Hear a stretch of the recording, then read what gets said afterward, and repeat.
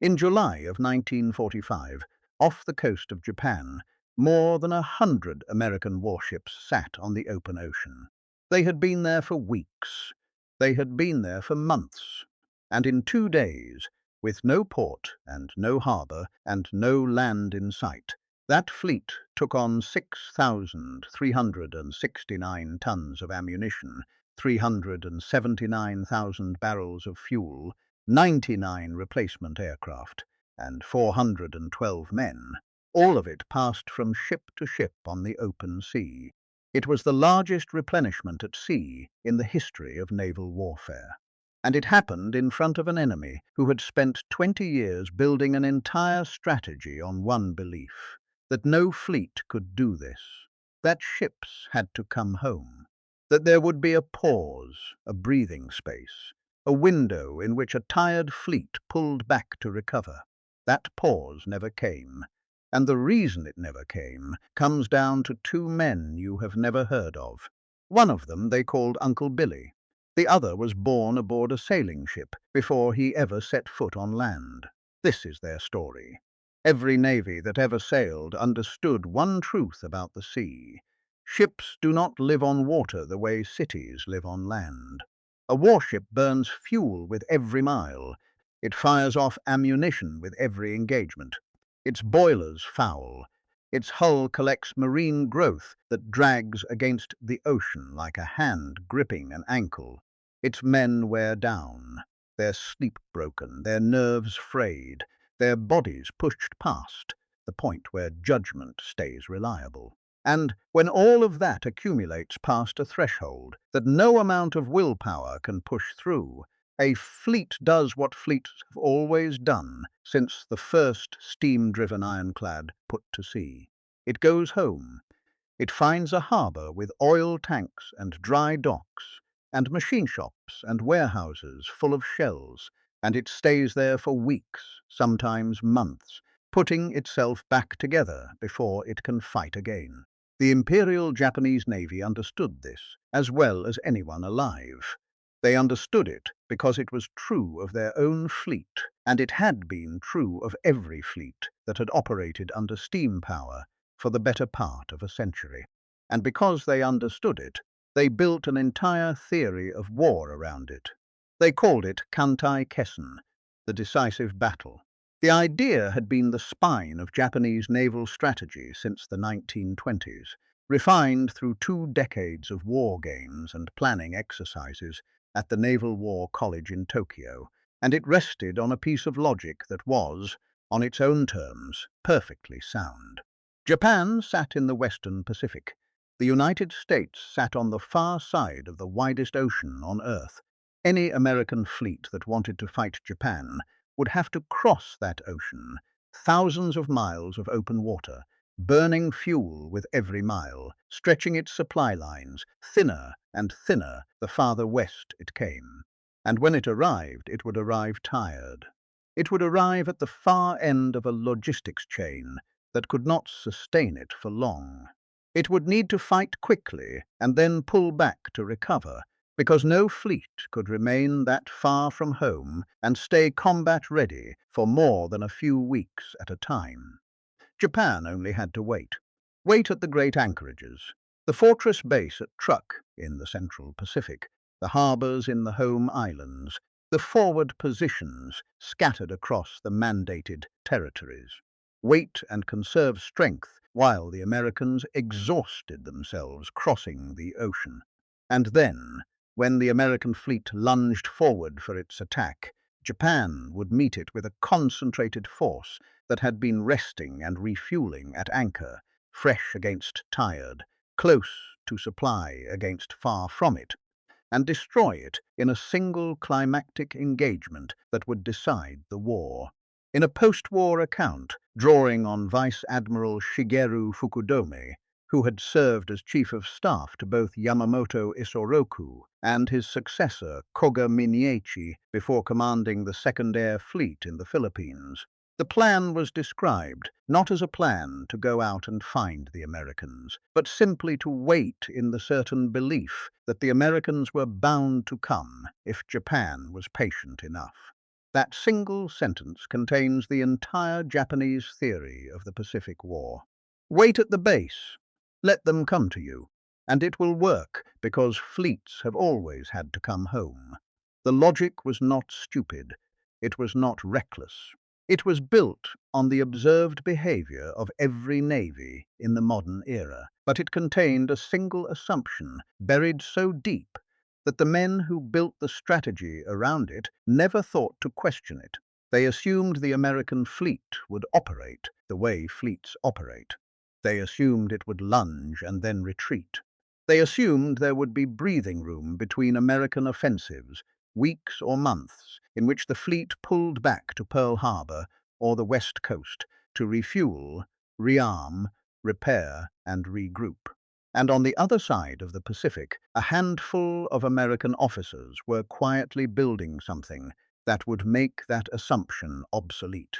The place where it started will surprise you, because it was not the Pacific, and it was not the Second World War.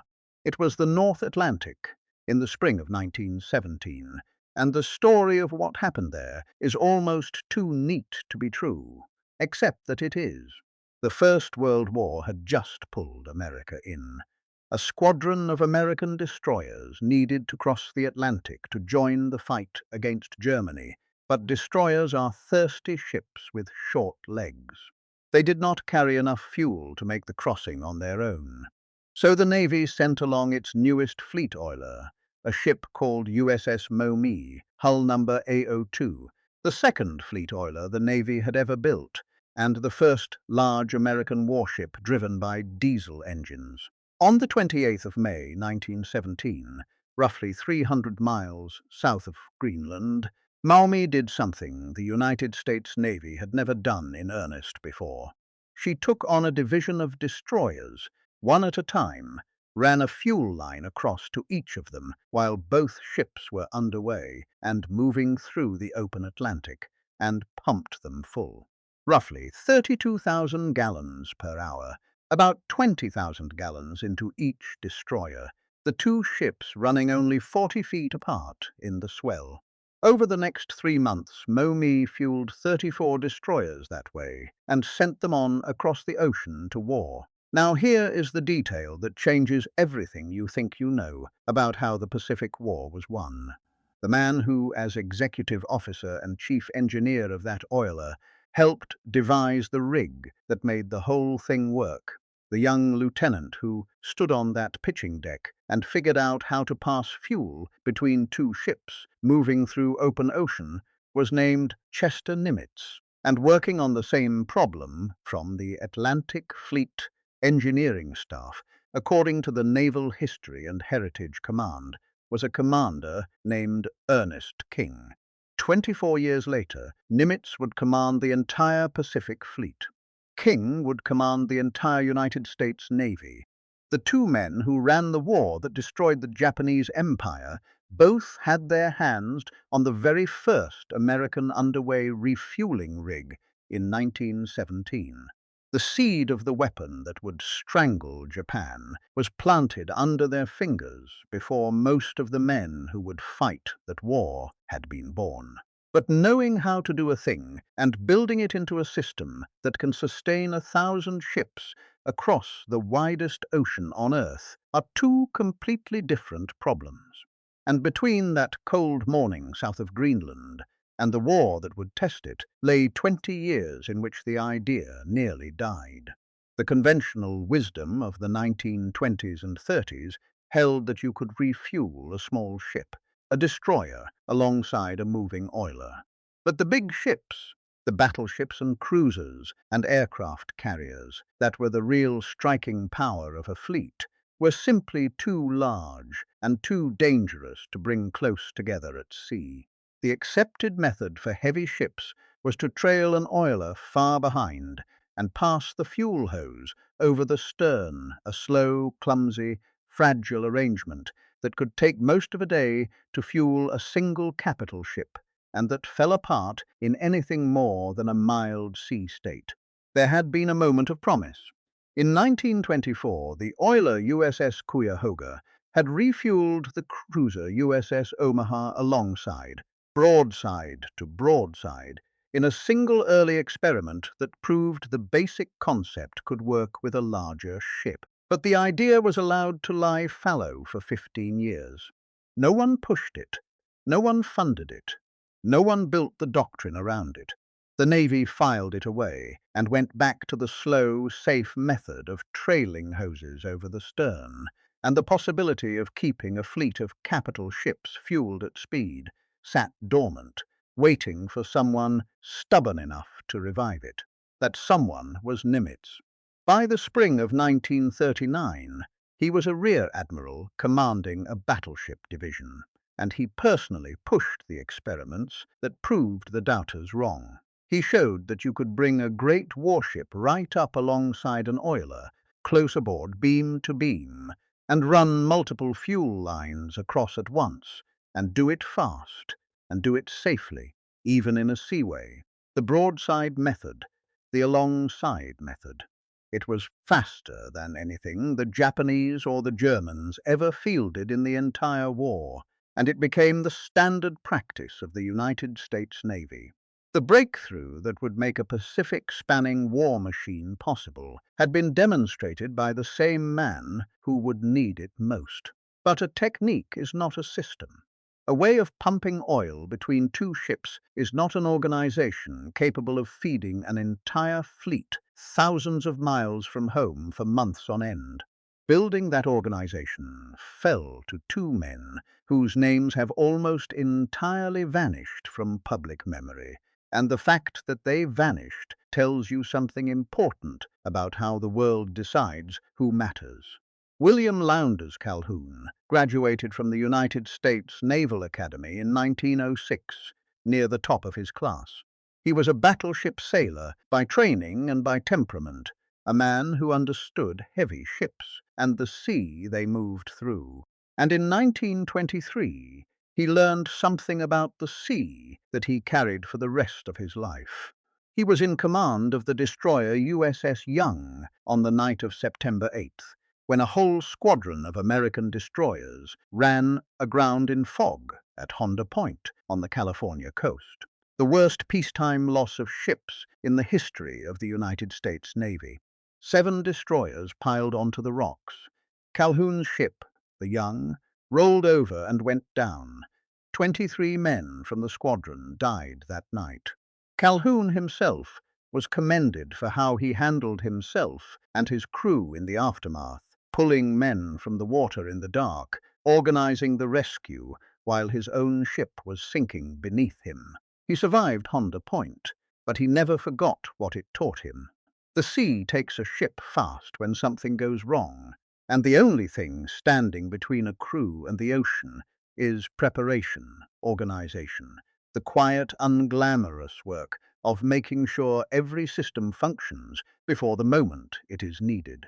By the late 1930s, Calhoun commanded the battleship USS California, and then, in December of 1939, he was given a job that nobody wanted and nobody envied: command of the base force of the Pacific Fleet. The fighting admirals did not look at him with jealousy. There is no glory in oil and beans. No reporter writes your name. No historian builds a chapter around the man who organized the fuel deliveries. But on the 27th of February, 1942, weeks after Pearl Harbor had torn the Pacific Fleet apart, that command was renamed the Service Force, Pacific Fleet, and Calhoun was promoted to Vice Admiral, and he was handed the entire job of keeping a fighting fleet supplied across the widest ocean on Earth. His men called him Uncle Billy. The novelist James Michener, who served in the Naval Logistics Organization during the war and would go on to win the Pulitzer Prize, wrote that Uncle Billy had played a major role in smothering the Japanese with material, and that the fighting admirals agreed. That word, smothering, is the right one. Calhoun did not sink a single enemy ship. He did something stranger and more decisive. He made it so that the men who did sink ships never had to stop. The second man was Worrall Carter, and even the circumstances of his birth tell you something about his relationship with the sea. He was born aboard a sailing ship called the Storm King in January of 1885. Born at sea before he ever set foot on land. His friends called him Nick. He had been a submarine officer in the early part of his career, and he had served on the staff of Admiral Sims in the First World War as an expert in detecting submarines. And he was, by every account, left behind by the men who served with him, a quiet, methodical, unglamorous organizer, exactly the kind of man that navies need desperately and reward poorly.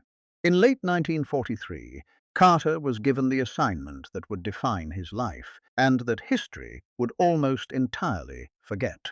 He was ordered to organize and command something called Service Squadron 10. And here you need to understand the difference between two things that sound similar but are not the same, because the distinction matters for everything that follows. The Service Force, Pacific Fleet, Calhoun's command, was the entire vast enterprise. It was the planning, the procurement, the gathering, the movement of oceans of fuel and mountains of ammunition and endless rivers of food and spare parts from the factories and depots of the United States all the way across the Pacific to wherever the fighting fleet needed them. Calhoun ran the whole system. He sat at Pearl Harbor, and he orchestrated a logistics network that stretched 5,000 miles. Service Squadron 10, Carter's command, was something narrower and far more extraordinary. It was a base that was not a base. It was a floating, mobile, seagoing harbor that physically picked itself up and moved forward across the Pacific as the fighting fleet advanced. From Majuro in the Marshalls to Eniwetok, further west to Ulithi in the Carolines, to Leyte in the Philippines, always staying just behind the front line, always close enough that the combat ships never had far to go to find everything a home port could give them. Fuel, ammunition, food, fresh water, replacement parts, dry dock capacity, medical care. Even because the Navy had learned that you keep men fighting by giving them reasons to keep going, mail from home and cold ice cream, and an island where exhausted crews could stand on solid ground for an afternoon. Calhoun ran the system. Carter ran the piece of it that lived in the war zone, the piece that moved with the war. Above them both stood Chester Nimitz in Pearl Harbor, and behind Nimitz in Washington stood Ernest King setting the grand strategy. Those four men, remember them, because the whole story runs through their hands. But before the system could be built, the lesson of what happened without it had to be paid for in blood. In December of 1941, in the desperate days right after Pearl Harbor, the Navy tried to send a relief expedition to the besieged Marine garrison on Wake Island. The relief force for Wake Island did suffer serious delays, including slow and difficult underway refueling, but refueling was not the sole reason the expedition failed. On December 22nd, Acting Pacific Fleet Commander Vice Admiral William Pye recalled the force, principally because of the confirmed presence of Japanese carrier aircraft and the fear that the relief force could be overwhelmed. Wake Island surrendered the following day. But the fumbling logistics had eaten into margin that might have made a difference, and the lesson cut deep. And then, only a few months later, the same technique that had stumbled at Wake showed what it could do when it worked. In April of 1942, when Halsey took Task Force 16 deep into the Western Pacific to launch the Doolittle raid against Tokyo, the strike was only possible because the oilers USS Cimarron and USS Sabine refueled the entire task force at sea, far beyond the range of any fleet that had to fuel from port. The margin that let the bombers reach Japan had been bought by oil passed across the open ocean. Same idea. Same hoses. Same ships rolling 40 feet apart in the swell. But this time it worked, and 16 Army bombers hit Tokyo. And American morale, which had been on its knees since December, found a reason to stand up again. Between Wake and the Doolittle raid, the distance was 4 months. The distance between failure and success was not technology. It was practice and preparation and the relentless, quiet work of men like Calhoun, making sure the system got better every single time it was used. Now hold all of this in your mind: the doctrine, the technique, the men, the failures, and the early successes, and turn your eyes to one morning that everyone remembers, because the blind spot that would cost Japan the war was visible on the very first day. When the Japanese struck Pearl Harbor on the 7th of December 1941, they came for the battleships. They sank the Arizona. They sank the Oklahoma. They battered the West Virginia and the California and the Nevada and the rest of Battleship Row into twisted steel and burning oil. They destroyed the visible trophies, the great grey warships that their own decisive battle doctrine taught them to value above all else. And the attack was, by any tactical measure, a stunning success. But sitting in the open on the hills above the harbour, almost completely undefended, were the great fuel storage tanks of the Pacific Fleet. It was the principal fuel reserve supporting the Pacific Fleet at Pearl Harbor, roughly 4.5 million barrels of oil, and its destruction would have severely disrupted American naval operations while replacement fuel was brought forward from the mainland. The tanks were visible from the air. They were not hardened. They were not hidden. A sustained and successful attack on the exposed tank farm could have destroyed or seriously damaged a large part of Pearl Harbor's fuel reserve and imposed a major logistical setback on the Pacific Fleet. The Japanese left them untouched. They came for the warships and they ignored the fuel. Chester Nimitz later observed that if the Japanese had destroyed those oil tanks, it would have prolonged the war far longer than the loss of the battleships did, because the fleet could not have operated out of Pearl Harbor at all without that fuel. The battleships, most of them, were raised and rebuilt and returned to service. The fuel, once burned, would have taken months to replace, shipped across thousands of miles of ocean from the mainland. And every operation that the Pacific Fleet launched in the critical first year of the war would have been delayed or abandoned entirely. The same blind spot that would cost Japan everything was there on the morning of December 7th. They saw the ships. They did not see the fuel. They looked at Pearl Harbor, and they saw targets that fit their theory of war: steel hulls and gun turrets, and the symbols of naval power. They did not see the oil that made naval power move. The Japanese repeatedly underestimated the scale and resilience of American naval logistics, even though by late 1944 they clearly recognized important logistics targets and attacked oilers and forward bases such as Ulithi. But through the years when it mattered most, while Calhoun and Carter were building the system that turned American fuel into the most decisive advantage of the Pacific War, the Japanese High Command never grasped the full scope of what was taking shape against them. Before the numbers and the battles and the campaigns that broke the Japanese Empire, before any of that means anything, you need to stand on the deck of a ship and feel what underway replenishment actually was. Because it is easy to say the words "refuel at sea" and never picture what they demanded from the men who did it, and those men deserve to have it pictured. Imagine two ships running side by side through the Pacific. One is an aircraft carrier, tens of thousands of tons of steel cutting through the swell at 12 or 14 knots.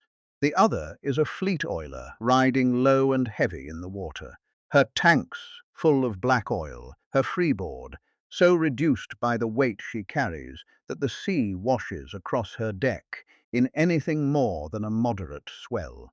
The two ships are holding station roughly 60 feet apart. 60 feet. At highway speed in open ocean, with the wind gusting and the swells rolling through at unpredictable intervals, and the helmsmen on both ships fighting their wheels to hold a course measured not in degrees but in feet. At that distance, the water between the two hulls does strange and dangerous things. Hydrodynamic forces try to suck the ships toward each other. The bow wave of one pushes against the hull of the other. The helmsman feels the wheel pulling, feels the ship wanting to close the gap, and he fights it, and he knows that one mistake, one moment of inattention, one rogue swell hitting at the wrong angle, puts two steel hulls into each other at speed. And what happens after that is the kind of disaster that ends careers and kills men. Lines are fired across the gap by gun. Heavy fuel hoses, thick as a man's thigh, are hauled over on those lines and coupled to the receiving ship's fuel trunk. And then black oil begins to surge across the gap under pressure, hundreds of thousands of gallons of it, flowing through hoses that swing and sway with every roll of the sea. On the oiler's deck, men work the lines in weather gear on a surface that is wet and pitching and never still. Below them the ocean slides past, grey and indifferent, and if a man goes over the side between two ships running at 12 knots, 60 feet apart, the chances of recovering him are the kind of odds that nobody speaks out loud. While the fuel flows, other lines carry across crates of provisions, sacks of mail, spare parts, medical supplies. Sometimes men transferred in a canvas bosun's chair, slung on a wire over the open water between the ships. A man sitting in that chair, swinging 40 feet above the ocean, with nothing beneath him but sea, and nothing holding him but a cable and a winch, sees things about the distance between life and death that stay with him for the rest of his years. The whole evolution might take an hour, sometimes more, and then the hoses are drained and disconnected and hauled back, and the lines are cast off, and the oiler falls away to take on the next ship, and the carrier accelerates back to station with the task force. And tomorrow they will do it again, and the day after that, and the day after that, ship after ship after ship, in fair weather and foul, in the tropical heat of the equatorial Pacific, and in the typhoons that could scatter a fleet across 100 miles of ocean. That is the thing the Japanese war planners were certain had to stop. That is the thing they could not picture happening month after month in the waters they considered their own. And by 1944, it was not stopping. It was accelerating. In June of that year, the United States Navy launched Operation Forager, the campaign to seize the Mariana Islands, Saipan and Guam, and Tinian, the islands that would put American bombers within range of the Japanese home islands for the first time.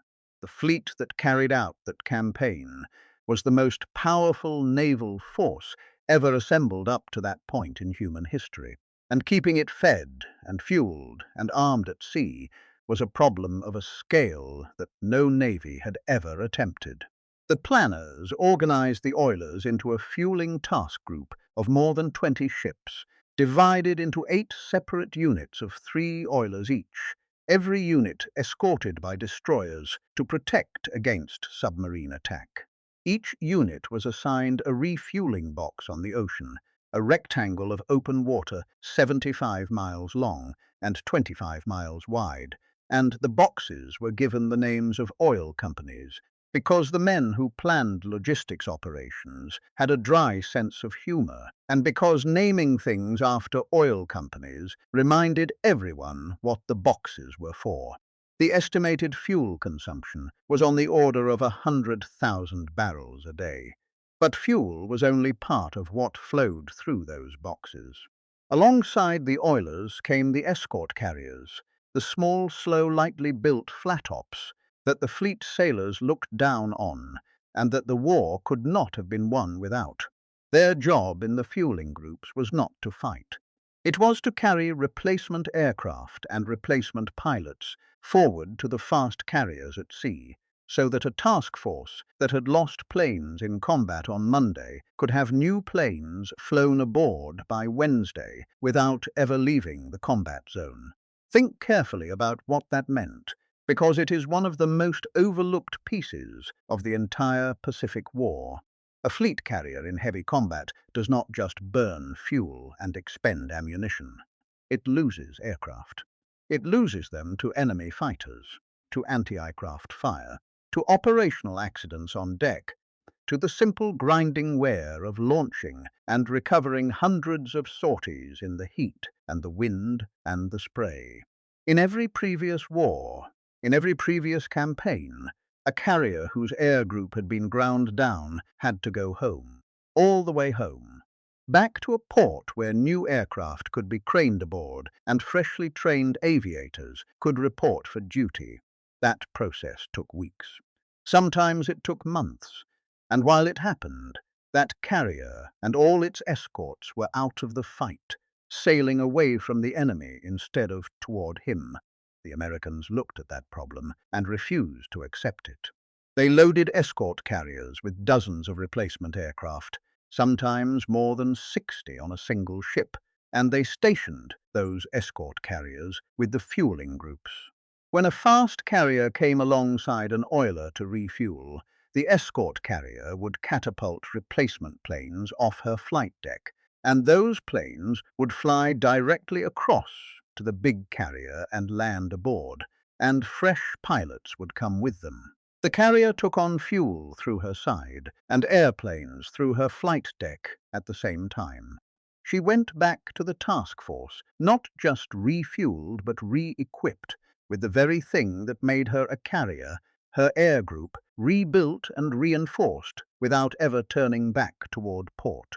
The Japanese, who, after the catastrophe of the Philippine Sea in June of 1944, could barely replace their carrier pilots at all, who were sending men into combat with a fraction of the flight hours that American pilots received, who were watching their naval aviation die one squadron at a time with no way to regenerate it, could not have conceived of an enemy that replaced its air groups at sea the way a man changes a shirt.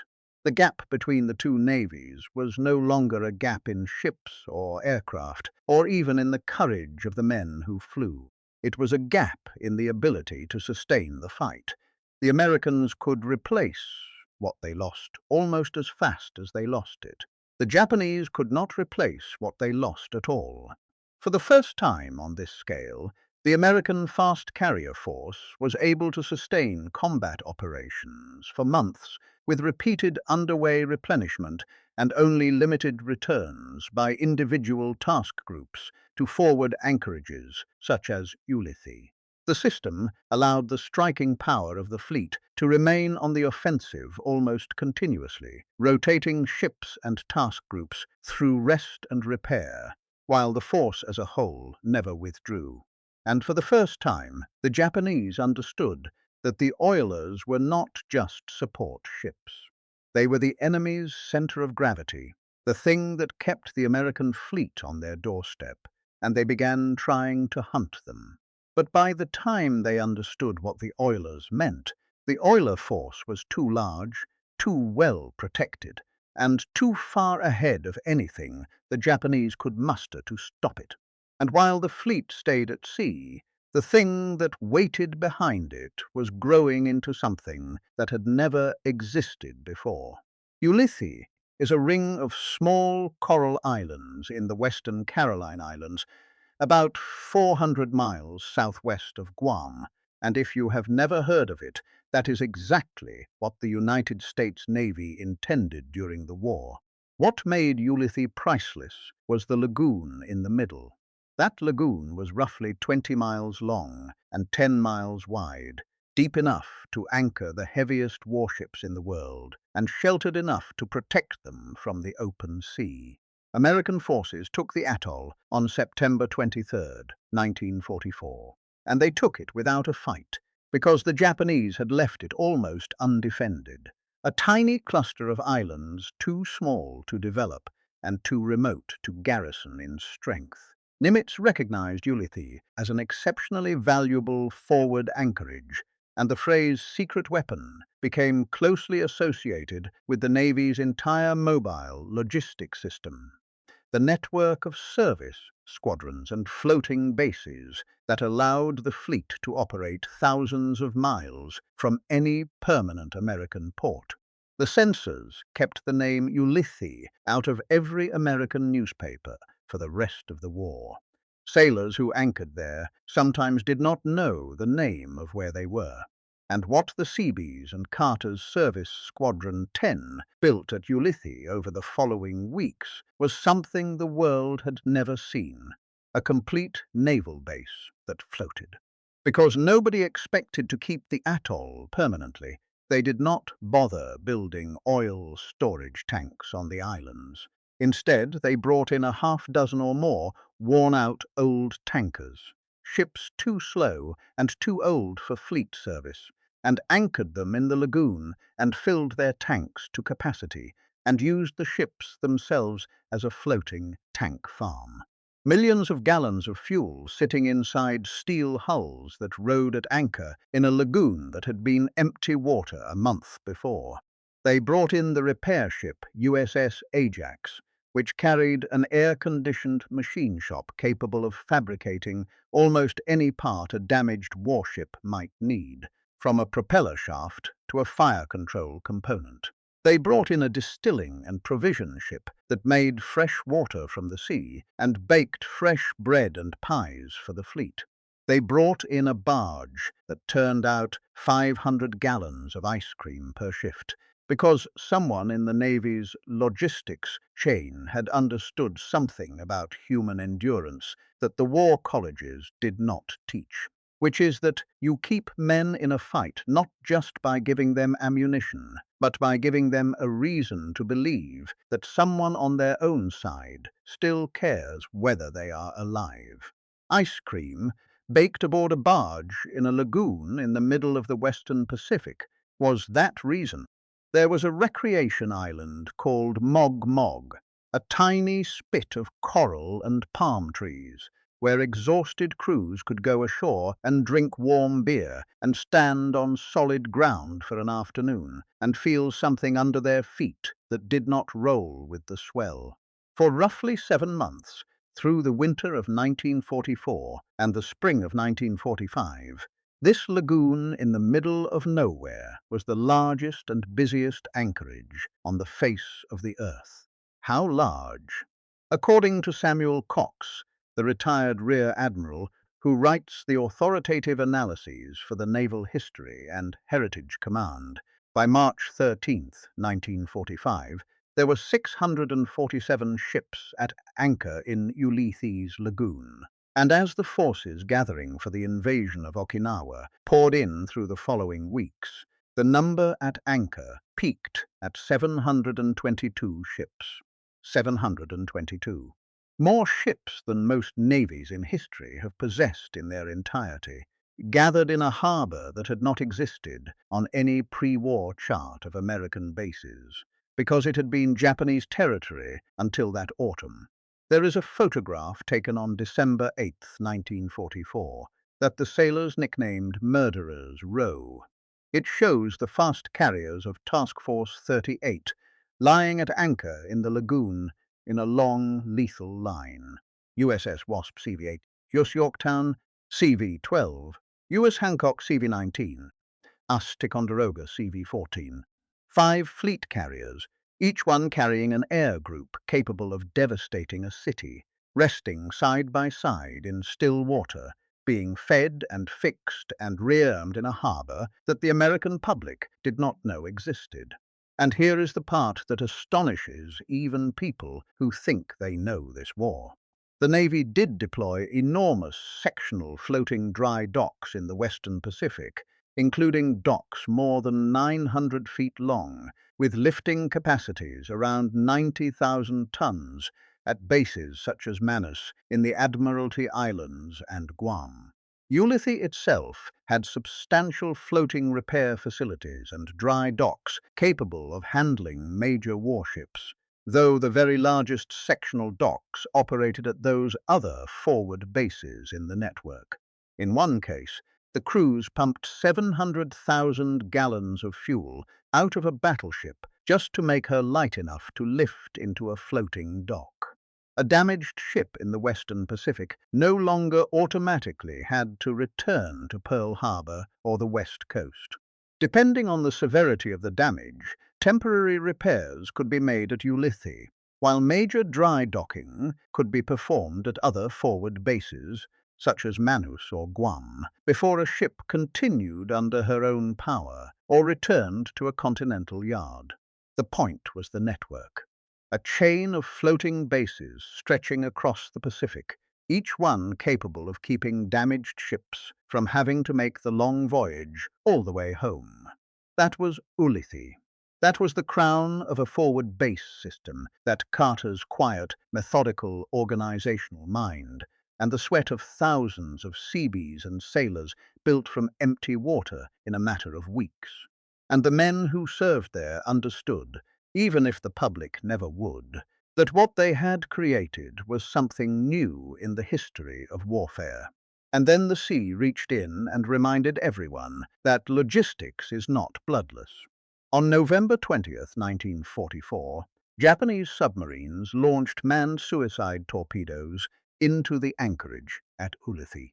They were called chitin, and they were exactly what the name implies: a human being sealed inside a torpedo casing, steering it into a target, dying with the detonation.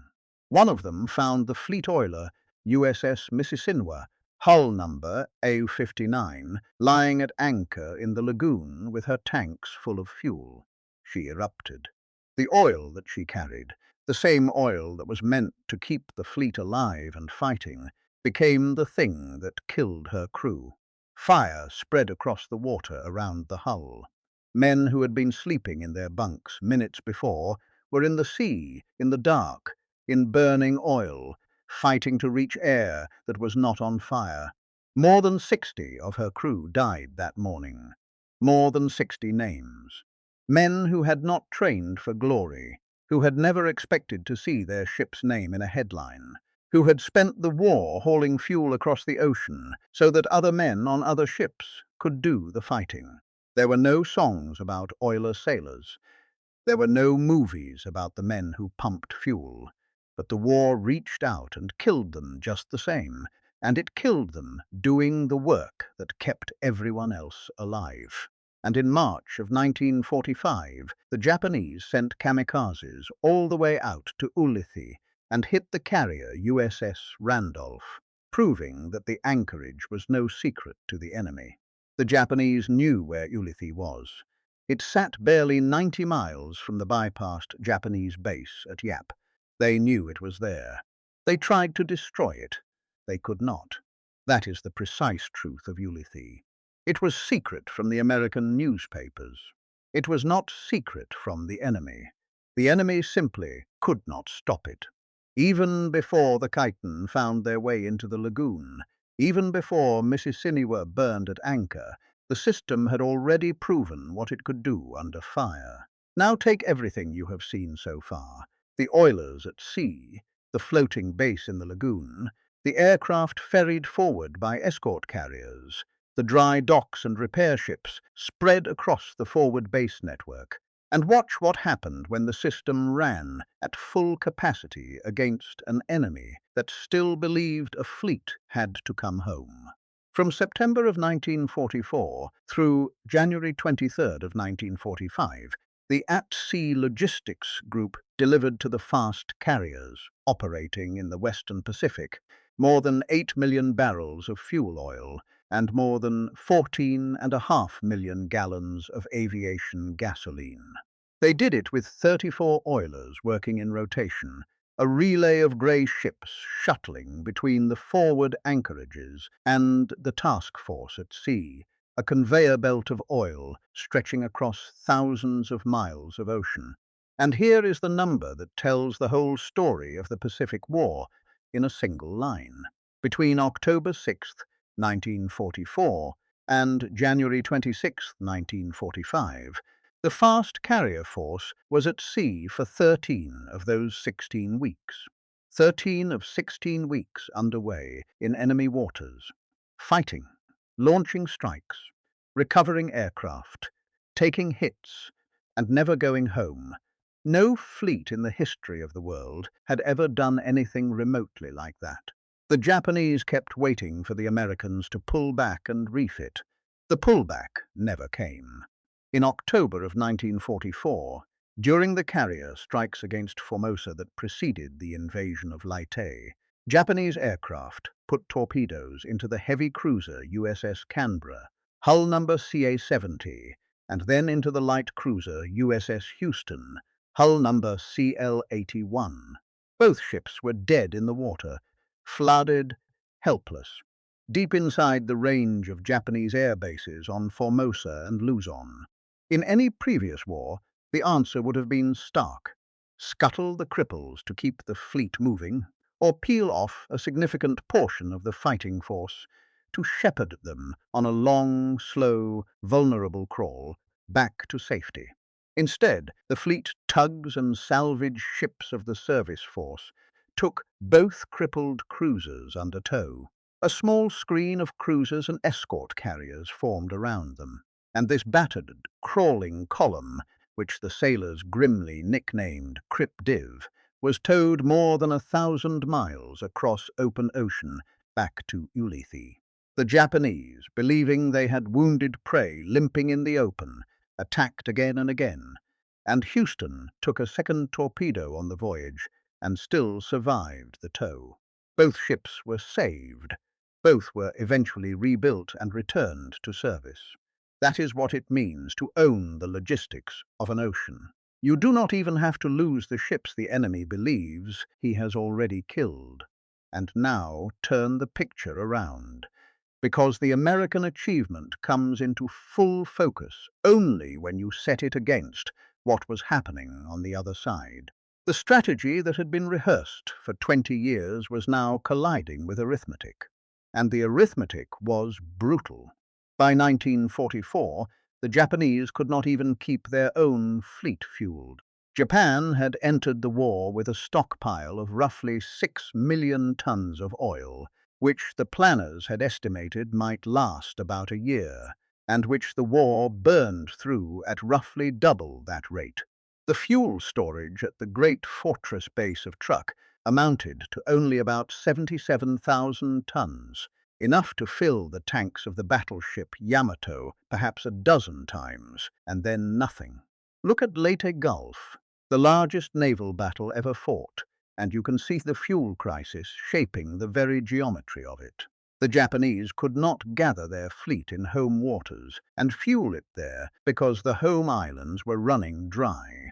So Admiral Kurita Takeo's powerful center force, the one carrying the great battleships Yamato and Musashi, had to be staged forward to Lingga Roads, and then to Brunei Bay, close to the oil of Borneo, because that was the only place where enough fuel existed to fill their tanks.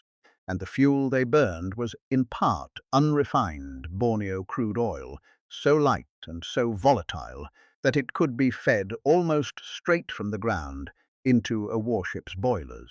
Burning lightly refined or unrefined Borneo crude was a desperate expedient.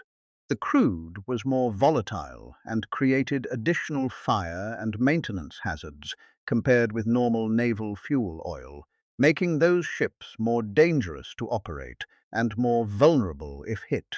Meanwhile, Admiral Ozawa Jisaburo's carrier force came down from the north, badly depleted, carrying only a little over 100 aircraft among 4 carriers.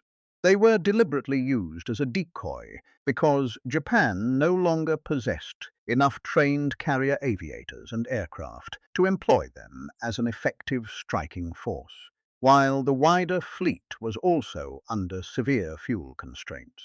The entire convoluted, desperate Japanese plan at Leyte, the divided forces converging from 3 different directions, the carriers used as bait, the battleships, threading the narrow straits of the Philippines at night, was in large measure a plan dictated by where the fuel was and where the trained air crews were not. Not by where the enemy was. Not by where the opportunity was.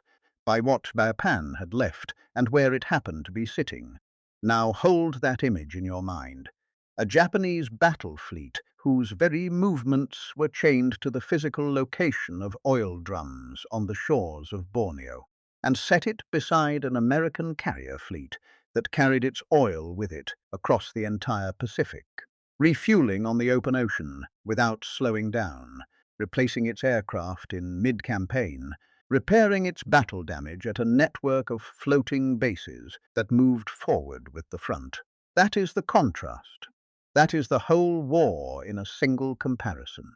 And the reason the contrast existed, the reason the Japanese were chained to their fuel while the Americans carried theirs, is not simply that America was richer or that its factories produced more. It was a choice, a strategic choice about what mattered and what did not, and both navies made that choice, and they made opposite ones, and the consequences were absolute. The Americans put their submarines on the enemy's oil supply.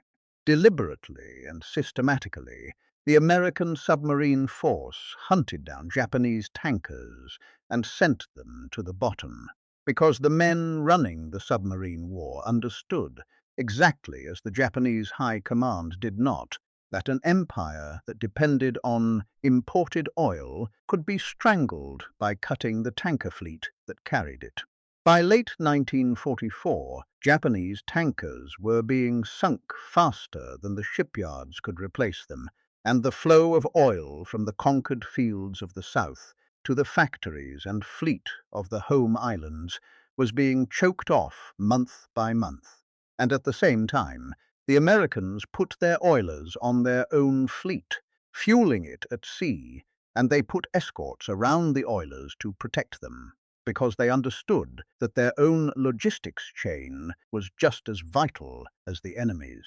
Japanese submarine doctrine emphasized attacks on enemy warships rather than a sustained campaign against American merchant logistics, while Japan also entered the convoy war late and with too few specialized escorts and inadequate anti-submarine doctrine. The failure was a broader institutional weakness in protecting maritime supply lines, one that ran deeper than any single decision about how to use submarines. The escorts were too few. The anti-submarine training was inadequate. The industrial capacity to build replacement merchant and tanker tonnage did not exist at the scale the losses demanded. The result was a death spiral. American submarines bled the Japanese tanker fleet white. Japanese industry could not build replacements fast enough. The oil stopped flowing. The fleet could not move. And at the other end of the ocean, the American fleet never stopped moving, because its oil came with it, passed across 60 feet of open water, from an oiler running alongside at 12 knots. One navy understood that the war was about fuel. The other navy, the one that needed to understand that more desperately than anyone on earth, because it sat on an island chain with almost no oil of its own, never organized itself to act on that understanding in time. And there is one detail from Carter's own account of the war that sits in the record like a ghost. He describes the slow, vulnerable movement of the mobile base forward across the Pacific, toward Ulithi, and beyond, an enormous lumbering collection of unarmed and lightly armed auxiliaries creeping across the ocean at about 5 knots. Repair ships, provision ships, floating dry dock sections, ammunition barges, fuel barges, hospital ships, the softest target imaginable, the beating heart of the American war effort in the Pacific, exposed on the open sea, with barely a warship in sight. Carter noted that major movements of the mobile service base could pass through exposed waters without the concentrated attack he feared, a failure on the enemy's part he found difficult to explain. That should not be taken to mean the Japanese never struck at American logistics, because they did at Ulithi and elsewhere. But at the level of sustained, systematic effort, Japanese doctrine and operational priorities placed greater emphasis on destroying American combatants than on breaking the logistics network that sustained them. And even when Japanese forces did recognize major logistics targets, they lacked the reconnaissance, the reach, the escorts, the submarines, the aircraft, and the operational freedom needed to mount a sustained campaign capable of crippling the American fleet train. They did not attack it systematically, for the same reason they did not bomb the fuel tanks at Pearl Harbor. Their doctrine had taught them to value warships above all else, and by the time the institutional understanding began to shift, the American logistics system was too large, too distributed, and too deeply woven into the fabric of operations to be stopped by anything short of winning the war itself, which Japan could no longer do, because the fleet that was supposed to come home never came home. On February 10, 1945, Task Force 58 sorted from Ulithi and turned north toward Japan. The carriers and their escorts fueled at sea from the replenishment groups commanded by Rear Admiral Donald Beery, and on February 16th, American carrier aircraft struck Tokyo. It was the first carrier raid on the Japanese capital since the Doolittle bombers had come in low over the rooftops nearly 3 years before. But this time, the fleet did not turn and run for home after launching. This time it stayed. It struck the Tokyo area on February 16th and 17th, then moved south to support the Iwo Jima landings, and later returned to forward anchorages before renewed operations against Japan and Okinawa. During the Okinawa campaign, fast carrier task groups remained on station for extended periods under intense kamikaze attack, sustained by repeated replenishment at sea and rotation of ships and task groups through forward bases. The fleet absorbed the blows and kept station and did not leave, because the logistics system behind it kept the fuel flowing, and the ammunition coming, and the replacement aircraft arriving, and the damaged ships cycling back to Ulithi for repair, while fresh ships cycled forward to take their places. The conveyor belt that Calhoun and Carter had built was running at full speed now, and there was nothing left on the Japanese side of the ocean that could slow it down.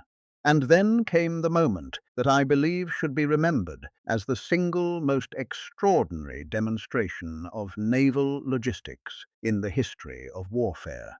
On July 21st and 22nd, 1945, the Third Fleet carried out what Samuel Cox of the Naval History and Heritage Command describes as probably the largest single replenishment at sea operation ever conducted.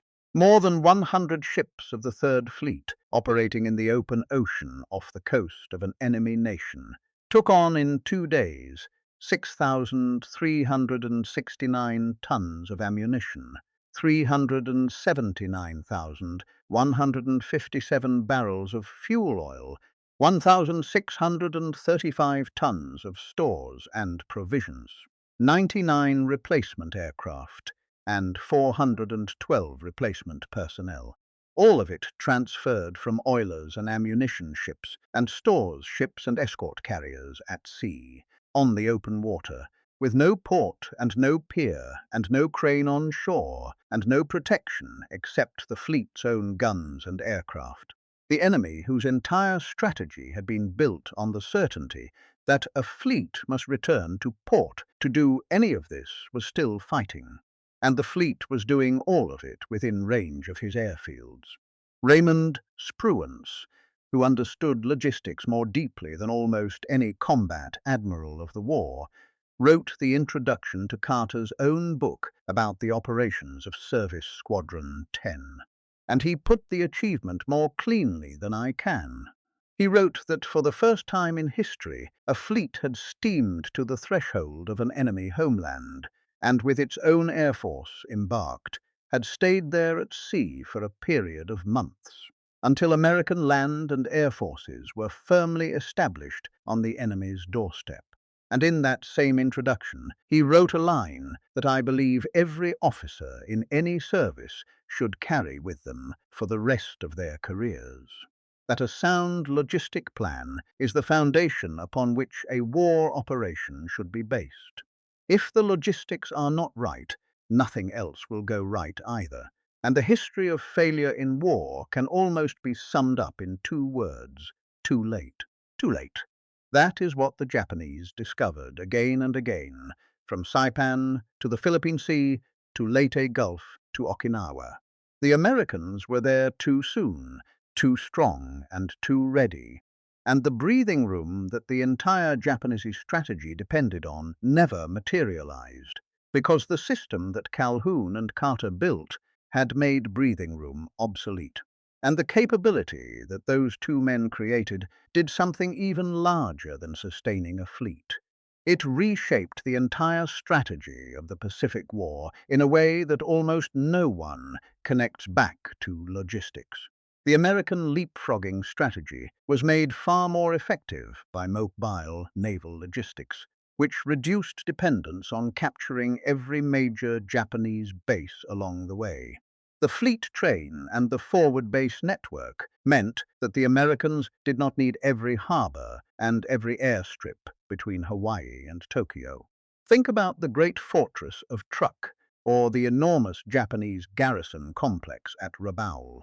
In any previous war, an advancing fleet would have had to capture those places, because it would have needed their harbors and their fuel storage and their repair facilities as its own forward bases. Without them, the fleet would have had nowhere to rest and resupply, and the advance would have stalled. The Americans did not need them. They could neutralize Truk as a major fleet base through carrier strikes, isolation, submarine warfare, and attacks on surrounding positions, then bypass its large garrison and continue the advance without mounting a costly amphibious assault on the atoll itself. They could take a place like Ulithi, a handful of coral islands, with no infrastructure and no facilities and no fresh water, and Carter's squadron could turn it into a functioning naval base in a matter of weeks, because the base was the ships themselves. The dry docks floated. The fuel tanks floated, the machine shops floated, the hospitals and the bakeries and the ice cream barges floated. Nothing needed to be built on land, except a few radio towers and a recreation area on Mog Mog. The Japanese had garrisoned an enormous ring of island bases across the Pacific, hundreds of thousands of troops dug in on fortified islands, on the assumption that the Americans would have to come and take each one because they would need the harbors. The Americans went around them. They went around them because mobile logistics had drastically reduced the need for what those bases offered. The fleet train gave them everything a harbor could give, and it gave it to them wherever they chose to stop. That is what logistics afloat did to the Pacific War. It did not just feed the fleet, it freed the fleet from the map. In the autumn of 1945, after the war had ended, American intelligence teams sat down with the surviving leaders of the Imperial Japanese Navy in the series of interviews known as the United States Strategic Bombing Survey. And what those men said, in the quiet rooms where defeated admirals answered the questions of their conquerors, confirmed everything the operational record had already shown. Vice Admiral Fukudome Shigeru, who had served as Chief of Staff to two commanders of the combined fleet, and who had directed air operations in the Philippines in 1944, told his interrogators that the American thrust to the Philippines had come much sooner than expected. He told them that the landing at Lingayen Gulf was wholly unexpected, that the Japanese had assumed any landing would come near Manila Bay or to the south. and that they were taken completely by surprise when the Americans appeared at Lingayen instead. Fukudomi's post-war testimony shows that the timing and location of American advances repeatedly upset Japanese expectations. American logistics was an important reason the offensive could maintain such tempo and flexibility, but the surprise at Lingayen also reflected Japanese intelligence failures, American deception, overwhelming air and sea superiority, and the broader collapse of Japanese defensive options across the Pacific.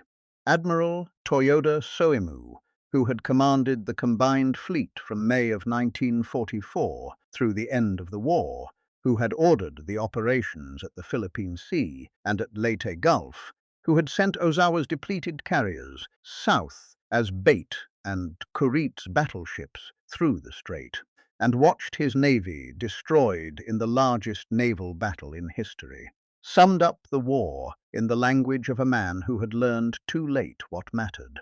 He said that naval force is in the end a consumable, and that Japan had simply overextended its line. These are not men who understood that the enemy fleet could live on the sea. These are men describing after the fact the experience of being repeatedly surprised by an enemy that did not behave the way navies were supposed to behave. They had planned for a fleet that lunged and retreated. They got a fleet that lunged and stayed. And the 20-year-old assumption that had been the foundation of everything, the belief that the Americans would have to come home, collapsed under them so quietly that they could not even name the moment when it broke. Now let me say something plainly, because this story does not deal in clean myths, and you deserve the honest version. The United States was not the only navy that refueled at sea in the Pacific. The British Pacific Fleet, the powerful Royal Navy force that joined the final campaign against Japan in 1945, built its own fleet train and refueled its own carriers on the open ocean. So if anyone tells you the Americans were the only ones who could do this, that is not quite true. But the honest qualifier actually makes the American achievement more impressive, not less. The British tankers were too few and too slow. They relied mostly on the older, clumsier method of trailing the fuel hose over the stern, the very technique that Nimitz had rendered obsolete for the American fleet in 1939. Their fuel hoses burst. Their replenishment was cautious and painfully slow. They leaned heavily on borrowed American oilers to fill the gaps in their own logistics. The British battleship King George V burned significantly more fuel at cruising speed than the American battleship USS Washington, enough to cut her operational range roughly in half. By August of 1945, the British Pacific Fleet's tanker capacity and replenishment schedule had become a critical constraint. Most of Task Force 37 withdrew on August 12th, as previously arranged, and because sufficient British tanker support was not available for continued operations in its existing form, while a smaller British force remained with the American Third Fleet and was refueled by American tankers through the final days of the war. The honest version is this. The United States did not invent refueling at sea, and it was not the only navy doing it. What the United States did was industrialize it, perfect it, and scale it to a level that no other nation on Earth, not even its most capable and most determined ally, could come close to matching. The gap between what the Americans could do and what the next best navy could do was not a matter of degree. It was a difference in kind. And now I owe you the question that has been underneath this entire story. If the system was this decisive, if these two men built the thing that made the Pacific War winnable, why have you never heard their names? Why is there no popular memory of Calhoun and Carter? Why do the books and the documentaries pour out endlessly about Halsey's charges and Spruansik's cool calculations, and the hell of Okinawa, and the thunder of the big guns at Surigao Strait, and almost never mention the men who made all of it possible. The answer, I believe, is built into the nature of what they did. Logistics is invisible by design. When it works, nothing happens. The fleet simply stays at sea. The ammunition does not run out. The fuel does not run dry. The campaign does not pause. And the absence of a crisis is the achievement. That is what Calhoun delivered. That is what Carter delivered. Their victory was not a burning enemy carrier or a shattered battle line. Their victory was a thing that did not happen, a retreat that was never necessary, a pause that never came, a fleet that never had to say we must go home now. And human beings are very bad at remembering the disaster that was prevented. We remember the battle that was won. We remember the 5 minutes that changed everything.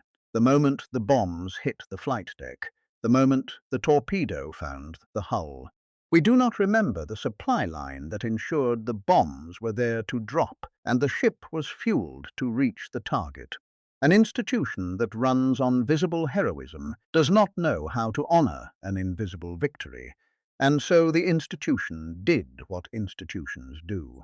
It did not punish Calhoun and Carter. It did not scapegoat them. It did not relieve them in disgrace. It did something quieter and in its way more revealing. It simply forgot to celebrate them. Carter himself was a commodore. For most of the time he commanded the most important floating base in the history of warfare. A 1-star rank. He was promoted to Rear Admiral only upon his retirement. The man who had built and run an organization that by February of 1945 contained roughly 280 floating units, 26 repair ships and tenders, 34 ammunition ships, 48 supply vessels, 100 fuel and water storage ships, 24 tugs, 42 service craft, and 6 barracks ships. An organization that he himself pointed out contained more seagoing ships than the entire Imperial Japanese Navy, possessed by that point in the war, retired at 2 stars, wrote the official history of his own forgotten command, because no one else was going to write it, and slipped almost entirely out of public memory. The Japanese built a strategy around an assumption about how navies have to operate.